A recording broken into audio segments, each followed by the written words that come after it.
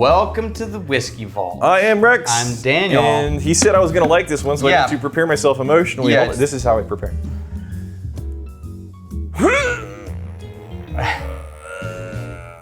Are you why I keep having to clean the bathroom? I'm not blasting those Dukes. Okay, we reviewed this whiskey You're not done preparing yet? Okay. Get it. We reviewed this whiskey 3.5 years ago-ish. So what are we doing? We're doing it again. New batch, new Oh, distillery. are we comparing the things? We may compare them. That's the only justification to do it again. Yeah. Okay. No. There's new person at the helm. Port Charlotte, heavily heated. I can think of other reasons to do it again. All right. Can you? Because I love the. This is probably, right up in my top 5, very easily. Port Charlotte, heavily peated. Yeah. I love it. Coming out of the Bruichladdich, yeah? Yep. Now, this is the old one.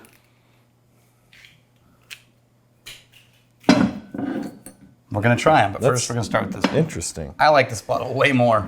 Yeah. I like this upgrade. This feels more common, just in terms of bottle design.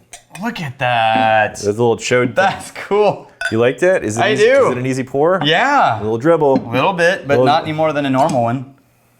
I like it a lot. And then you got the raised. Great. Oh, yeah. Yeah. This is from Magnificent Bastard, Nelson Tilling. Nelson Tilling, you magnificent Bastard.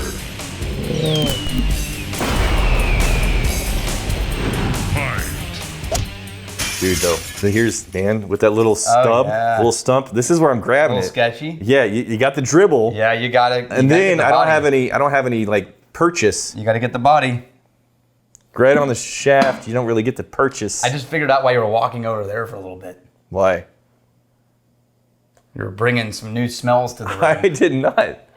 No, I was fixing the background. Damn it! This, you had all the scotches over here. No, there was a big hole in this gap. Fine. Do you honestly think I would walk away? That's actually the most accurate assessment of it.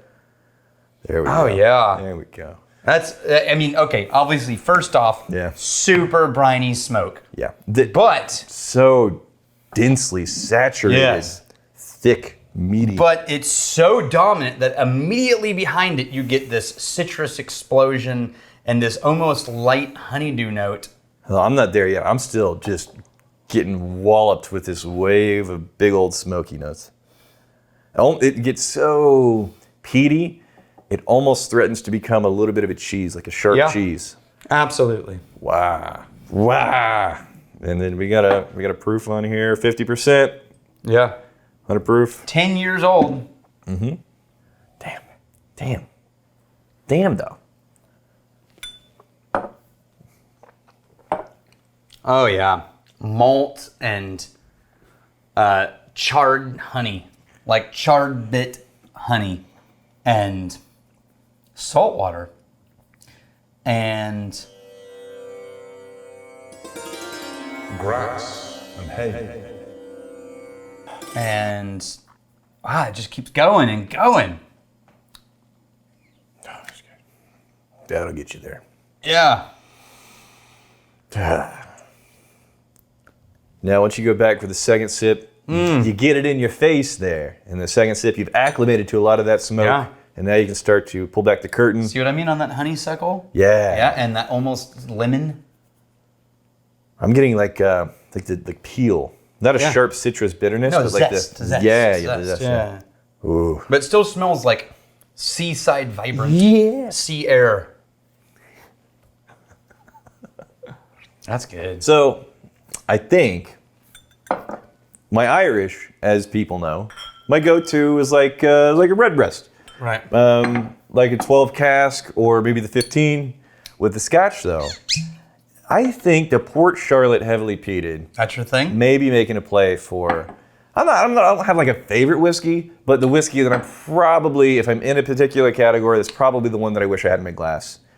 Right now, Port Charlotte heavily peated if I'm in the smoky Scotch mood. All right. This is the previous one from 3 years ago. Mm-hmm. Oh, it's more of a totally changed either in the bottle, which is very possible. Oh yeah, it's a very low bottle. But I just need to take this out to my house.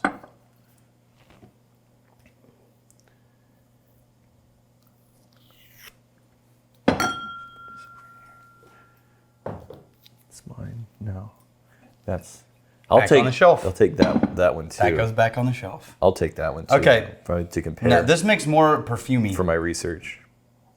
You should be pleased I'm willing to do after hours research from my home.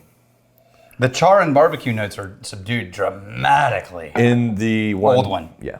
Yeah. So for the sake of the episode, Yeah. what it is. This one, the char and smoke notes, way subdued. Which, again, comparatively, because by itself, and I'm not sure how much the effect this much headspace in the bottle, but by itself, and the bottle is like, fresh. Damn, this thing is a really rich, peaty, present nose and palate.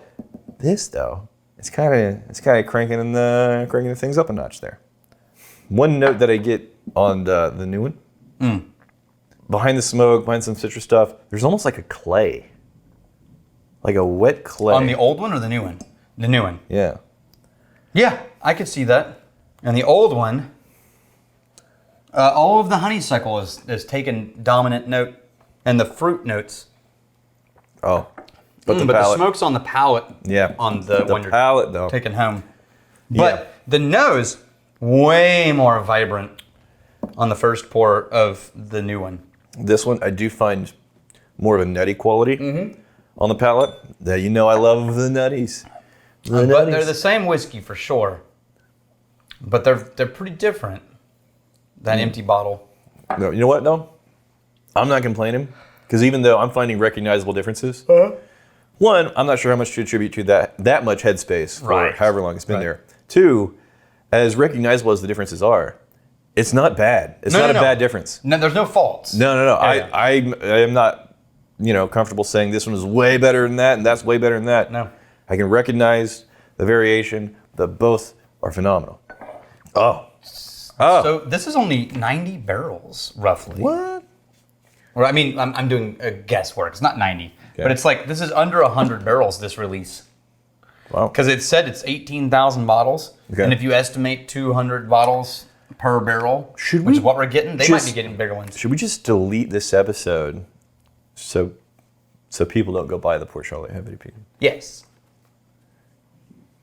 No point in reading comments then. Just for our own curiosity. Oh, okay. I like to hear what people have to say. That's fair. So Dan, just Morpheus's Muse. Morpheus's Muse. What's the weirdest place you found good whiskey? Oh, I have one. So, Magazine Mountain. Is it Arkansas or Alabama? Magazine Mountain. Arkansas. Magazine Mountain. We had a family reunion there a few years back with all of my mom's side of the family. And we stayed down here in one of these little tiny little towns. And we were in a dry county. Mm-hmm. Now you can imagine me and Dad stuck in a cabin with the whole family, all extended and kids. And then we discover we're in a dry county. Yeah. So we get in the minivan, and we drive to the border of the county, at which there is 10 feet on the other side, a liquor store. Mm-hmm.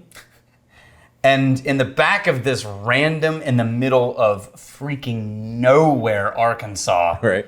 is this tiny little liquor store, the dirt parking lot. And you walk in, and it's all Coors and Miller and wine coolers. And Right, up at the front. And in the back, in the whiskey section, there's all the typical stuff. There's Beam and Jack. And then in the corner on the top with literal cobwebs on it was like a Lagavulin. And I was like, well, we're getting that. And we left with that, and the store owner you could tell was just like, oh, I'm selling a Lagavulin 16. This is nice. Yeah. This is nice, yeah. And it wasn't overpriced. Huh. It's, $100 or something. Well, I'd imagine after collecting cobwebs, he's Yeah. not opposed to it moving. The $100 sticker was obviously aged, right? Like, he never changed the price. It just sat there. Right. Yeah, that was the weirdest place I've found nice whiskey. Huh.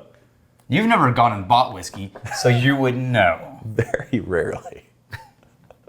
I mean, it's yeah.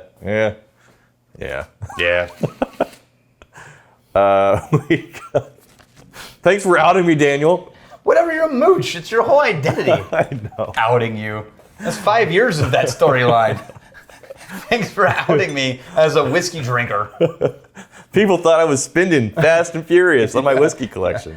No, still to this day. I'm hot and heavy. to this day, my whiskey collection is. I don't think it's ever gotten above 6 bottles at any time. Yeah. I have like 2. Yeah. And that's about normal, 2 to 3. Yeah.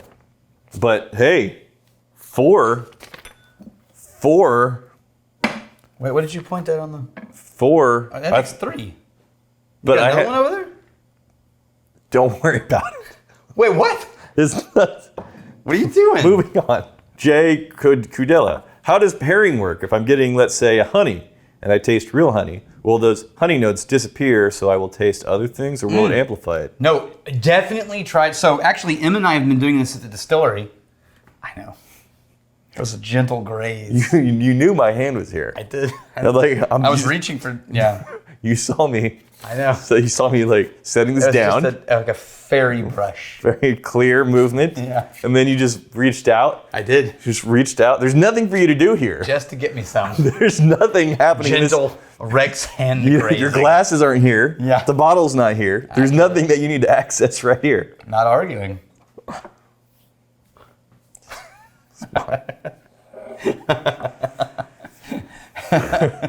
So, no, actually, so at the distillery, Em and I have been doing where we take the new release that we're doing, and we've been deconstructing it with food.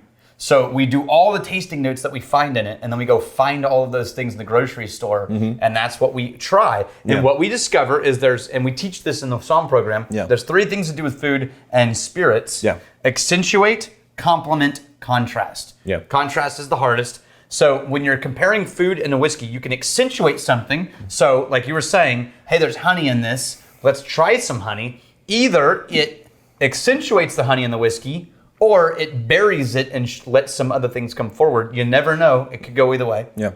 Complement, which is like peanut butter and jelly, or peanut butter chocolate. Yeah, it's a combination of things where it's like, hey, here's the tasting notes.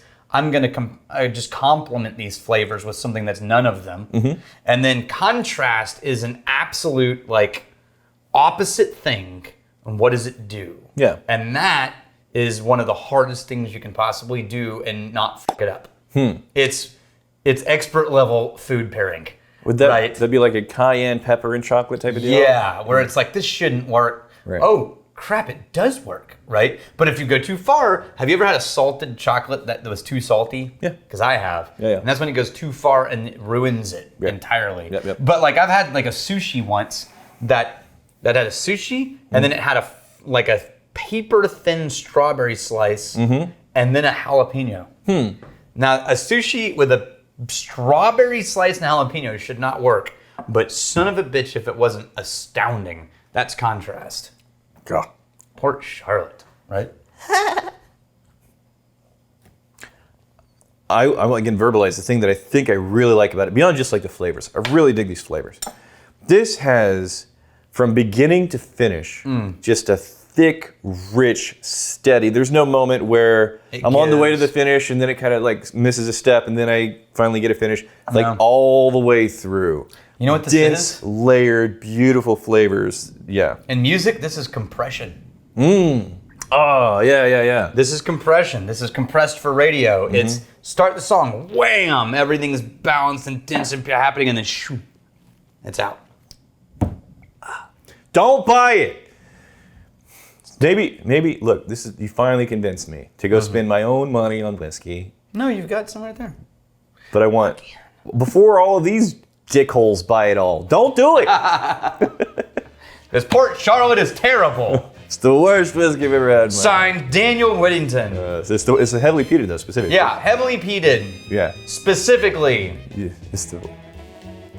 Here's fighting, stealing, drinking. If you fight me, fight for a friend. Steal, may you steal your liver's heart. And if you drink, May you drink with us.